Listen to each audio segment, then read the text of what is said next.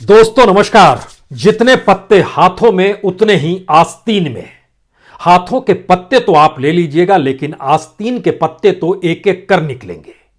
जो भी सिक्का हवा में उछालिएगा उसके इस तरफ या उस तरफ हमारा ही नाम खुदा होगा। तो ऐसे में आज सवाल, क्या वाकई हरिद्वार में हुई धर्म संसद का उठाया जा सकता है? क्या वाकई दिल्ली में जो शपथ ली गई हिंदू राष्ट्र के नाम पर उसको दोहराया जा सकता है? कानपुर में जिस तरीके से आने वाले वक्त में मजा चखा देने की बातों का जिक्र खुले तौर पर इस देश के एक सांसद ने कर दिया, क्या उसे वाकई दोहराने की जरूरत है? क्या इस देश के भीतर में कानून का राज है या फिर कानून पर राज है? आज यह सवाल इसलिए महत्वपूर्ण हो चला है क्योंकि जिन शब्दों का इस्तेमाल, जिन शब्दों का प्रयोग, जो तेवर, जो कट्टरता, जो घृणा, जो टारगेट पर लेने की परिस्थितियां, ये सारी चीजें हरिद्वार, दिल्ली, कानपुर में नजर आई। इन शब्दों को लेकर जनता के भीतर क्या वाकई कोई बड़ी हरकत हो गई या फिर सरकार ने ही अपने तौर पर चाहा? इन बातों को आप कहिए, लेकिन वह हाथ में रखे पत्ते हैं, आपने ध्यान नहीं दिया। हम आस्तीन से पत्तों को निकालते हैं, तब आप ध्यान देंगे। क्योंकि जो कानपुर में असादुद्दीन ओवैसी ने कहा वो आज नहीं कहा। वो तकरीबन 11 दिन पहले 12 दिसंबर को कानपुर के चौक पर, जो जीआईसी ग्राउंड है, वहां पर लाल इमली चौराहा है, वहां पर शोषित वंचित समाज के सामने वो बोल रहे थे। लेकिन वह बातें निकलकर 11 दिन के बाद बाजार में आई। दुनिया के भीतर उन शब्दों को लेकर बड़ी भर्त्सना की गई।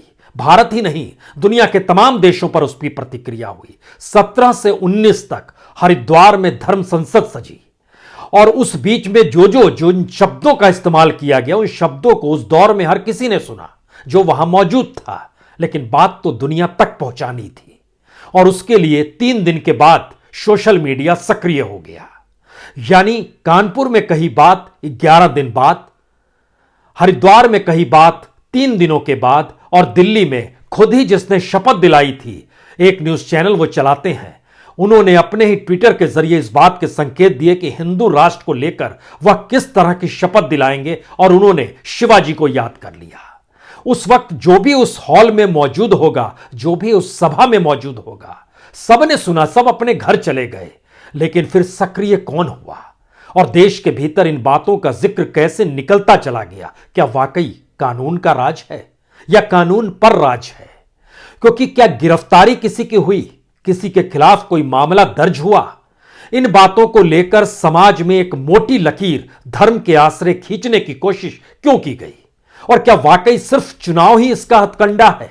और चुनाव में जीत हार, एक तरफ मुस्लिम दूसरी तरफ हिंदू, और वोटों का ध्रुवीकरण ही इन शब्दों को बोलने की इजाजत दे देता है? और जो इन शब्दों का इस्तेमाल करते हैं वो सत्ता और सरकार के पिट्ठू होते हैं, उनके साथ खड़े होते हैं, या उनसे उनको कहीं कोई राहत मिल रही होती है? कौन सी बात होती है?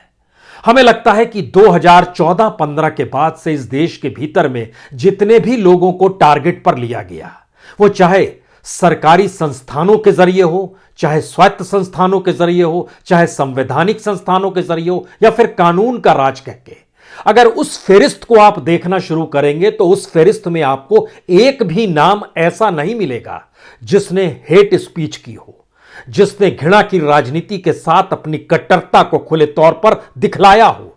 उसकी गिरफ्तारी, उसके खिलाफ कोई केस आपको नहीं नजर आएगा। हम लोग बार बार इसका जिक्र करते हैं कि आखिर कितनों के खिलाफ कितनी कार्रवाई हुई। तो सोचिए, इस देश में जो अनलॉफुल एक्टिविटीज प्रिवेंशन एक्ट है, यूएपीए है, उसके मातहत पार्लियामेंट के भीतर में 9 मार्च 2021 को लोकसभा का सवाल था 2486 नंबर। उसमें गृह मंत्रालय ने जानकारी दी कि यूएपीए के तहत 2015 से 2019 के बीच में 7050 लोगों को गिरफ्तार किया गया।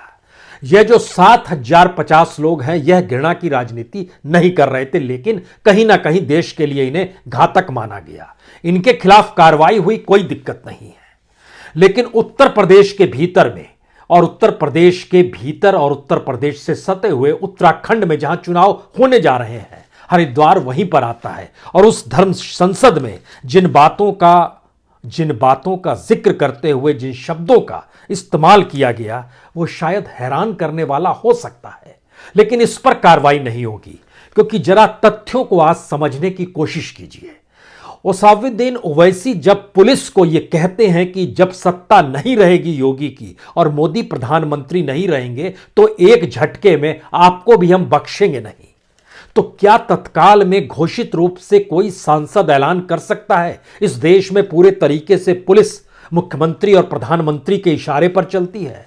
यकीनन कह सकता है। आप कहेंगे बड़ी ट्रांसपेरेंसी है इस दौर में, यह कहने की भी जरूरत क्या है, यह तो नजर आता है। फिर भी कहा गया, लेकिन उसका अगला शब्द जो है, हम आपको छोड़ेंगे नहीं, यह इस बात का घोतक है कि आने वाले वक्त में जो भी सत्ता होगी वह शायद कानून के राज को नहीं मानेगी, कॉन्स्टिट्यूशन को नहीं मानेगी, और मौजूदा वक्त में कॉन्स्टिट्यूशन को तार तार कर एक ट्रांसपेरेंट परिस्थितियों को निर्मित किया गया, जिसके जरिए बतलाया गया कि मुख्यमंत्री की पुलिस होती है, प्रधानमंत्री की सोच के अनुसार कार्रवाई पुलिस करती है, और उसके बाद वह किसी को भी किसी भी तरीके से कानून से हटकर ध्वस्त कर सकती है, यही बताया गया।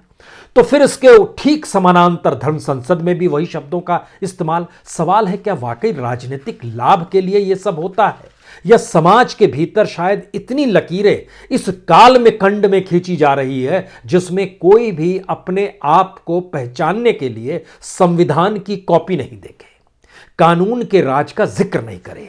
क्योंकि अब जरा इस सिलसिले को समझिए। जब हम इस बात का जिक्र करते हैं कि कितने लोग टारगेट पे लिए गए इस दौर में, आपको जानकर हैरत होगी, जो सरकारी एजेंसी, स्वायत्त एजेंसी और होम मिनिस्ट्री के तहत जो यूएपीए की कार्रवाई हुई है, उसमें इस देश के तकरीबन 15,000 लोग, जिसमें पॉलिटिशियंस भी हैं, पॉलिटिशियंस की तादाद भी कम नहीं है, उसको भी हमने परखना शुरू किया। कितने पॉलिटिशियन आ गए? कांग्रेस के 75, तृणमूल कांग्रेस के 36, आम आदमी पार्टी के 18, नेशनल कॉन्फ्रेंस के 14, पीडीपी के 12, टीडीपी के 12, डीएमके के 11, एनसीपी के 8, आरजेडी के 8, बीएसपी के 7, बीजेडी के 7, ये पॉलिटिशियंस हैं। यानी कुल मिला के जब पॉलिटिशियंस की परिस्थितियों को हमने देखना शुरू किया तो पता चला 257 पॉलिटिशियन के खिलाफ इस देश में सीबीआई, ईडी और आईटी ने अपने अपने तौर पर कार्रवाई की हुई है।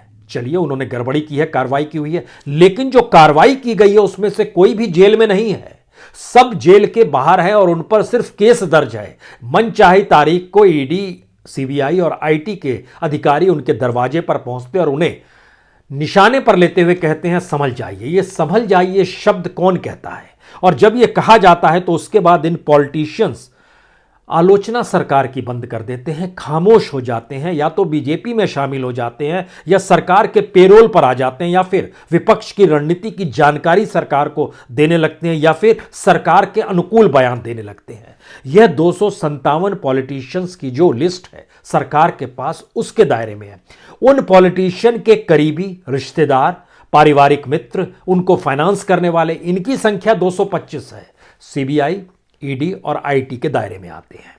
70 ऐसे हैं जो एक्टिविस्ट और लॉयर हैं, जो सरकार की आलोचना करते हैं, विरोध करते हैं, उनके खिलाफ भी कार्रवाई हुई। 20 ऐसे लोग हैं जो कि बॉलीवुड से जुड़े हुए हैं, जो सरकार की आलोचना करते रहे, जिसमें एक दो नाम आपके जहन में तुरंत आ जाएगा, जिसमें आप कहेंगे अच्छा एक अनुराग कश्यप, तापसी पन्नू, उनके घर भी तो आईटी के लोग पहुंच गए थे और ईडी के लोग पहुंच गए थे, मिला कुछ नहीं। या फिर 29 जर्नलिस्ट और मीडिया हाउसेज जो हैं, जिसमें पिछले दिनों कईयों के यहां छापा भी पड़ा। ये सारी चीजें टारगेट पर लेने की कार्रवाई अपने तौर पर चल रही है। लेकिन जब हम आपसे इस बात का जिक्र करते हैं कि अनलॉफुल एक्टिविटीज प्रिवेंशन एक्ट जो है, उसमें उत्तर प्रदेश के 1397 इतने लोगों को गिरफ्तार किया गया इस कानून के तहत। लेकिन इनमें से कोई भी ऐसा शख्स नहीं है जिसने धर्म संसद की तर्ज पर हेट स्पीच दी हो, या फिर ओवैसी की तर्ज पर कहा हो कि जब सत्ता नहीं रहेगी तो छोड़ेंगे नहीं। वाकई राजनीतिक सोच है क्या? कानून का राज है क्या, या कानून पर राज है? इस लकीर को थोड़ा और बढ़ाइए और जरा समझने की कोशिश कीजिए कि जब हम इन बातों का जिक्र कर रहे हैं तो क्या इस काल के भीतर में जब विपक्ष होता है, क्या वो मानकर चल रहा है कि इस देश के भीतर में लोकतंत्र काम कर रहा है, कानून काम कर रहा है, संसद काम कर रही है, कॉन्स्टिट्यूशन के हिसाब से चीजें वाकई चल रही है? ये सारे सवाल हैं। इसीलिए आप ध्यान दीजिएगा तो विपक्ष की राजनीति भी अभी तक जनता से जुड़ नहीं पाई है। मसलन बीते दिनों संसद चल रही थी, संसद से 12 सांसदों को हटा दिया गया। सांसद अपनी सांसदों की लड़ाई में ही मशगूल हो गए। उस पार्लियामेंट की मौजूदगी का एहसास लोकतंत्र के तहत या लोगों के साथ जुड़कर आपको कहीं नजर नहीं आया होगा। तो दो खाने में चीजों को बांट दीजिए। आज पहला खाना यह है कि जो हमारी विपक्ष की राजनीति है वो अभी भी उसी पारंपरिक राजनीति को जीती है जिसमें उसे महसूस होता है कि अगर चैनलों की बहस में नहीं जाएंगे तो हमारे हिस्से की जगह कोई और ले लेगा।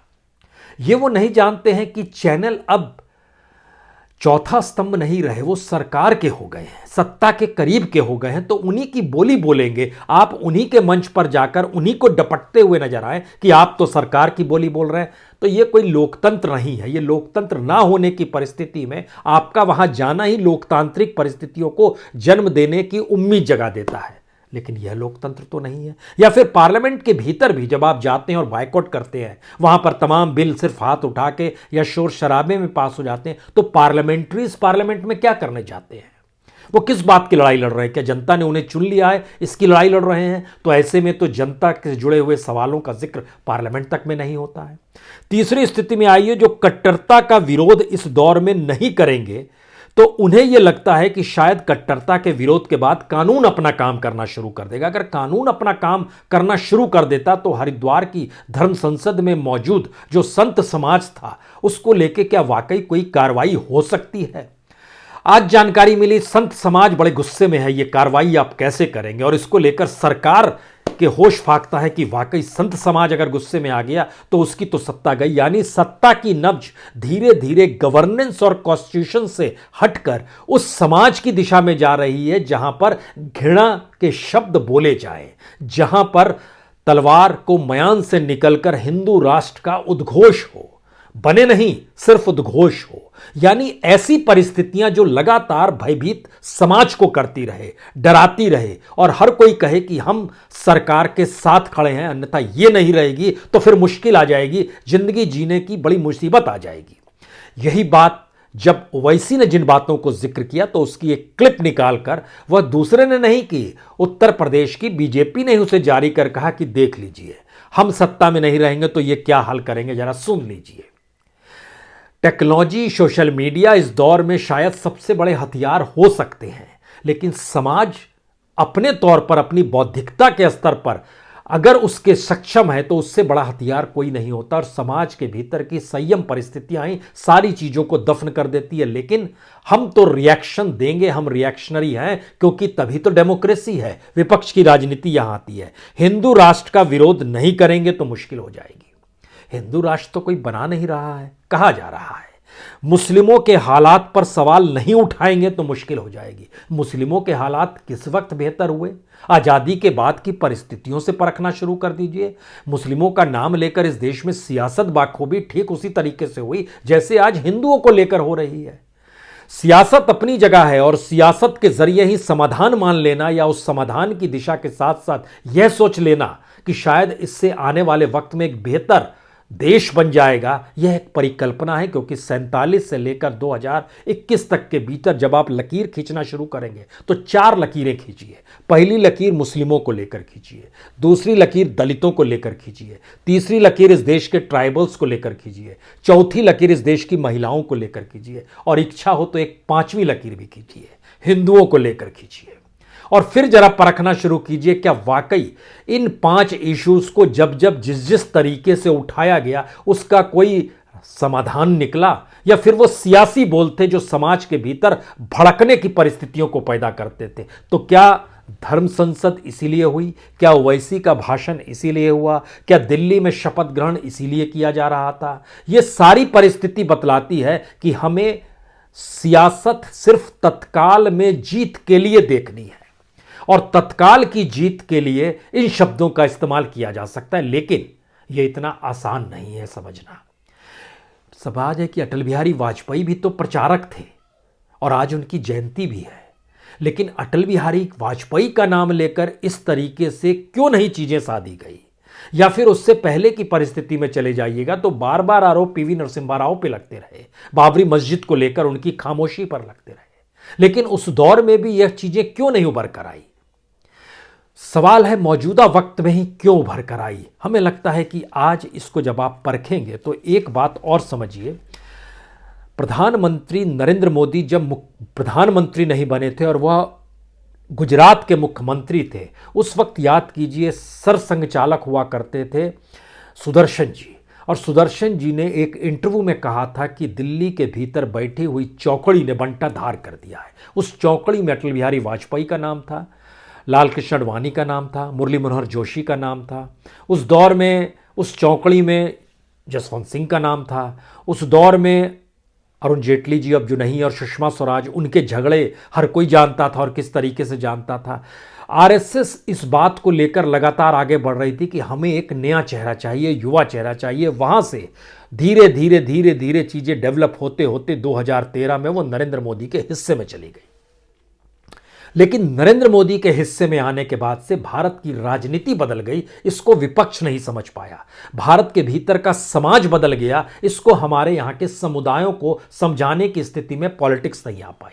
हमारे देश के भीतर में कानून का राज कानून पर राज में तब्दील हो गया, इसको समझ पाने की स्थिति में कोई नहीं आया। क्योंकि अगर ध्यान दीजिएगा तो इस वक्त कैबिनेट में 75 मंत्री हैं, लेकिन यह 75 मंत्री क्या काम कर रहे हैं आप नहीं जानते हैं। लेकिन आप यह जरूर जानते होंगे कि प्राइम मिनिस्टर एक इशारा कर दें तो इसमें से कोई भी मंत्री हो, नंबर 2 का हो या नंबर 20 का हो या नंबर 75 का हो, उसकी कुर्सी चली जाएगी। यानी सारे मंत्री प्रधानमंत्री पर निर्भर। सांसदों में किसको टिकट मिलेगा नहीं मिलेगा, इसका जिक्र बड़ी हौली जवान में वरुण गांधी ने अपने तौर पर कर दिया कि उत्तर प्रदेश के इसलिए खामोश हैं वहां के विधायक इस दौर में, क्योंकि उन्हें लगता है उनका टिकट कट जाएगा कुछ भी बोलेंगे तो। वह अपने तौर पर बोल रहे हैं, इस बात का भी जिक्र कर रहे हैं कि मेरी मां मेनका गांधी तो निर्दलीय पहले जीत कर आई थी। यानी उनको भरोसा है कि एक सांसद की लोकप्रियता शायद जनता के हिसाब से इस रूप में तय हो सकती है जहां वो चुनाव जीत सकते हैं। लेकिन तमाम सांसदों को लगता है कि अगर पार्टी साथ में नहीं रहेगी तो फिर जीतना मुश्किल हो जाएगा, तो वह निर्भर हो जाते हैं। तो मंत्री निर्भर, सांसद निर्भर, विधायक निर्भर और पार्टी भी निर्भर हो गई इस दौर में, और आरएसएस भी निर्भर हो गई इस दौर में प्राइम मिनिस्टर मोदी के इर्द गिर्द। अब सवाल है कि वह कौन सी राजनीति है इस कालखंड में जिसमें प्रधानमंत्री हमेशा हर विषय पर बोलते हैं, लेकिन हेट स्पीच को लेकर वह विरोध करते हुए क्यों नजर नहीं आए। आखिर क्यों उन्होंने टारगेट की परिस्थितियां, इस देश में जो एक टारगेट दिया जाता है, चाहे वो आईटी के अधिकारी हो, चाहे सीबीआई के अधिकारी हो, चाहे ईडी के अधिकारी हो, जिसका जिक्र विपक्ष बार बार कर रहा है, उसको लेकर वह खुले तौर पर क्यों नहीं बोल पाते हैं। या फिर इस दौर में जो कानून के राज के तहत यूएपीए को जो लाया गया, कहा गया कि अनलॉफुल एक्टिविटीज और प्रिवेंशन एक्ट के तहत इनको भीतर ढाला जा रहा है, तो उसमें जितनों की गिरफ्तारी हुई, उसमें जो जेल में रह गए और जिनके खिलाफ प्रूफ हो गया, उनकी संख्या उंगलियों पे गिने जाने वाली परिस्थितियों के साथ करो। 8 से 9 लोग कहीं मामले में प्रूफ हो पाए, बाकी यानी 7,000 लोग आपने यूं ही गिरफ्तार इस दौर में कर लिए, कोई बोलने वाला नहीं है। इन सारी परिस्थितियों के भीतर एक बार फिर लौटिए, क्या वाकई चुनाव जीतने के लिए इस देश के भीतर वोटरों को बांटना और बांटने के लिए जिन शब्दों का इस्तेमाल और जो घृणा को बताना वो सबसे महत्वपूर्ण है क्या? और अगर वो महत्वपूर्ण है तो क्या वो इस देश में पॉलिटिकल पार्टीज और खास तौर से इस कालखंड में जो 2014 के बाद से भारत में शुरू हुआ, ये क्या मौजूदा वक्त में कानून वाले शब्द हो गए हैं? क्योंकि संत समाज नाराज हो जाएगा, वैसी को माना गया कि उसने बीजेपी के कहने पर ये बातें कही। सब चीज ट्रांसपेरेंसी, ऐसा नहीं है कि कुछ चीजें छुपी हुई हैं, सब कुछ क्लियर कट हर किसी को नजर आ रहा है। लेकिन हर कोई इस बात को लेकर परेशान है कि इसमें इस देश की जो सांस्कृतिक महत्ता थी और जो इंटेलेक्चुअलिज्म था, जो उसकी बौद्धिक क्षमता भारत की थी, वह गायब कहां हो गया? वह गायब क्यों कर दिया गया? उसकी जरूरत महसूस क्यों नहीं होती है? इस देश के साहित्यकारों ने इस दौर में अपनी लेखनी उस दिशा में क्यों नहीं ले गए? क्या उन्हें भय था कि उन पर यूएपीए लग जाएगा? क्या उन्हें भय था कि ईडी उनके दरवाजे पर आ जाएगी? इस देश के संपादकों ने अपने कलम को क्यों रख दिया? इस देश के न्यूज चैनल को चलाने वाले जो भी हाउसेस थे वो सिर्फ प्रॉफिट की दिशा में क्यों बढ़ गए? इस देश के भीतर में जो पूरा हमारा कानूनी समाज है, जो अदालतें हैं, जो जजेस की मौजूदगी है, उसको लेकर भी जनता के भीतर ये कैसे सवाल पनप जाते हैं। और एक झटके में इलाहाबाद हाई कोर्ट के एक जज की आवाज आती है कि देखिए फैल जाएगी, तीसरी लहर आ जाएगी अगर आपने इलेक्शन नहीं रोका तो। ठीक है, आप कहेंगे उनकी संवेदनशीलता है, आप कहेंगे कि उनकी जागरूकता है। सवाल है कि इस देश में जागरूकता और संवेदनशीलता तब सरकार की सिर्फ सत्ता को पाने और सत्ता को बनाने के लिए है क्या? आखिर में 3 सवाल शायद इस देश के लिए सबसे महत्वपूर्ण है। 2014-15 के बाद से इस देश में जितने लोगों को टारगेट पे लिया गया अलग अलग संस्थानों के जरिए, उनकी संख्या तकरीबन 15,000 है।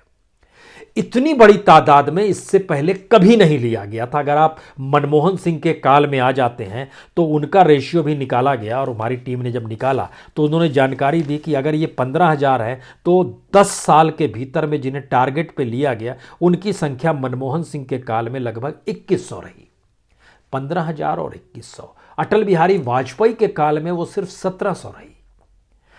उसमें से कुछ को जेन्युइन मान लिए, या ये मानिए कि उस दौर में कानून का राज नहीं था, अभी ही कानून का राज है, अभी इस देश के ही इंस्टीट्यूशन सक्रिय हुए हैं, निशाने पर लेते हैं। तो 3 सवाल जो सबसे महत्वपूर्ण है, धर्म की काट या धर्म के जरिए वोटर की काट या धर्म के आश्रय लोगों को बांटने की प्रक्रिया का सामना या उसको काउंटर करने की स्थिति में इस देश की विपक्ष की राजनीति फेल हो गई है।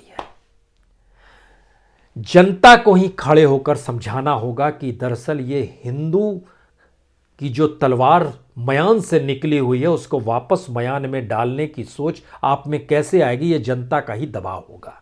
जो नजर भी आया, धर्म संसद 17 से 19 तक हुई और हरिद्वार से एक भी चीज बाहर निकल कर नहीं आई, लेकिन एक झटके में 23 तारीख को सब जगह छा गई और तमाम पॉलिटिकल पार्टीज उसका उपयोग करने लगी। यानी जनता ने नहीं समझा क्या?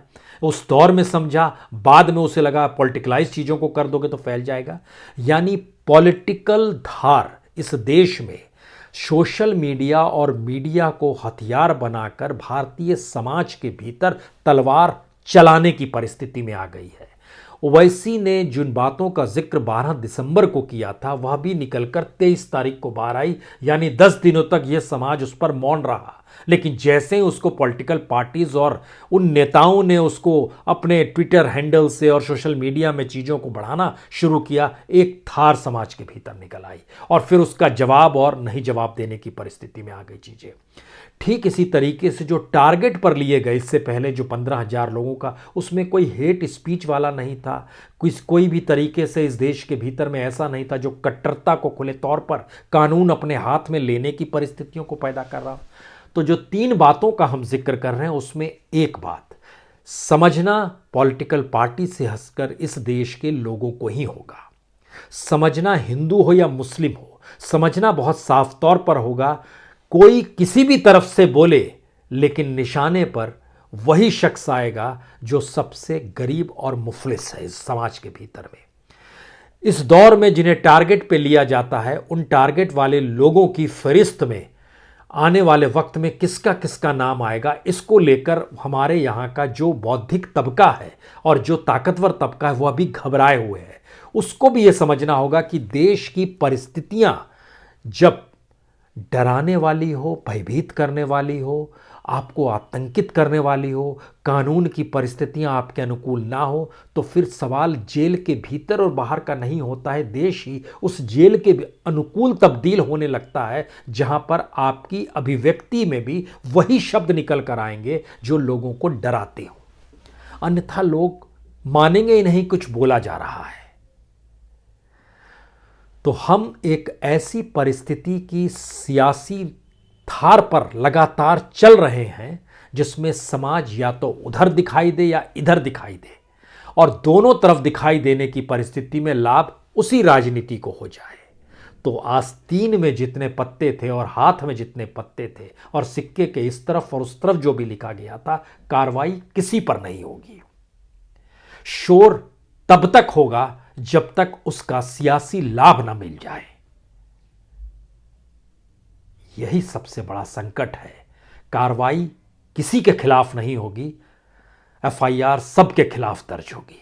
वो पॉलिटिशियन हो, वो कॉरपोरेट हो, वो इंडस्ट्रियलिस्ट हो, वह इस देश में बैंक से कर्ज लेकर भाग गया हो, इस देश के भीतर में कोई भी हो, सबकी फहरिस्त लगातार दर्ज की जाएगी, लेकिन कार्रवाई किसी के खिलाफ नहीं होगी, क्योंकि डर और भय से ही उन्हें खामोश किया जा सकता है और उसको लाभ लिया जा सकता है। यह भारत के भीतर की एक नई सियासी राजनीति है। इसको समझ लीजिए तो ठीक है। बहुत बहुत शुक्रिया, बहुत बहुत शुक्रिया।